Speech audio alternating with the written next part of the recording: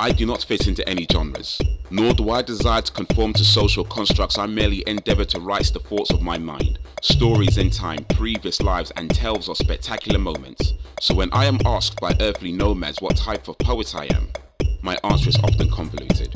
Fantasy mixed with truths, allegories and obscure metaphors that serve only to confuse the listener even more, so I implore your attention. Allow me to attempt an explanation for the situation I have found myself in, with the sincere intent of addressing it. I have multiple and varying characteristics, each representing a different life that I have lived. This is commonly known as being eclectic, so I can switch from established academics to more frequently used colloquialisms. I am that poet, the one who is not from this planet. I was sent away by my parents when my homeland was damaged, flew through space in a high-density alien capsule, entered the Earth's atmosphere at an inappropriate angle, crash-landed in the Bermuda Triangle, and roamed the lands in search of adventure. I questioned everything. Since all science is based on assumptions, it seems the biggest of them is that this world is real. Perception filters dissimulate the full picture. We only see what our overseers intended for us, so I made a point of looking beyond the dissemination. I found that most anytime one is presented with options, there is always at least one other that isn't on offer, something that doesn't benefit the person given the choices. One may refer to this as an illusion of gesture. Thus, creating one's own path in life is of paramount importance. Seeking to find a course that is uniquely yours is something that unfortunately many people do not make efforts for. Now, history has taught that those who have attempted to go against the norm are ostracized and ignored, persecuted and tortured, or labeled mentally dormant. The point I'm trying to put forward is, different is asked for, but not actually welcome in these districts. Now, I have learned to read and listen between the lines and decided I no longer wish to be a part of a system that lacks comprehension of human understanding. I do not claim to be an expert of anything, but if one does not accept the individuality of others, one misses the purpose of having many cultures, to learn from our differences, and to know strangers on a personal basis. But even I sometimes wish to end this. When I see the atrocities that ignorance has contended, I want to cast aside my human associations and revert back to a fantastical life form.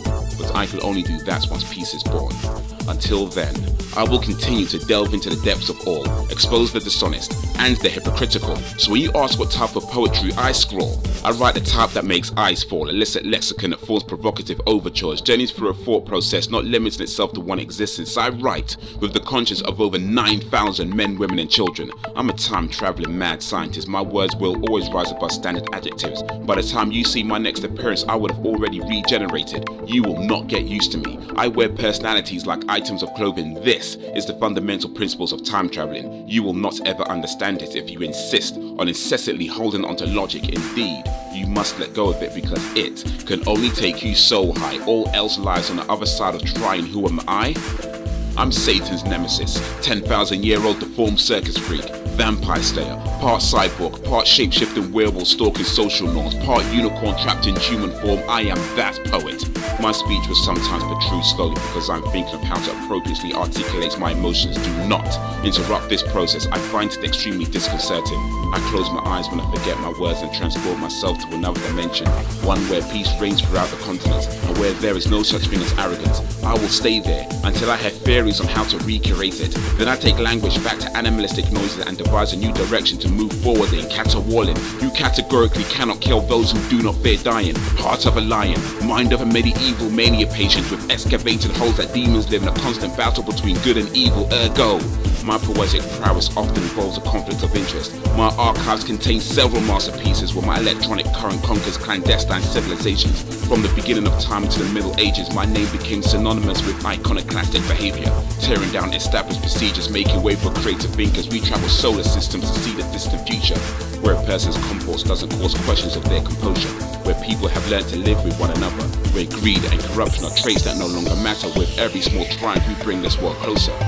I have seen the best and worst of what we are capable of. In some shape or form, I have been involved with every one of them and countless combinations in between each of them. I am that poet. Trained by Master Goku, I was a world warrior by the age of 11, rescuing princesses from hidden kingdoms, swinging swords at infected creatures. I am that poet.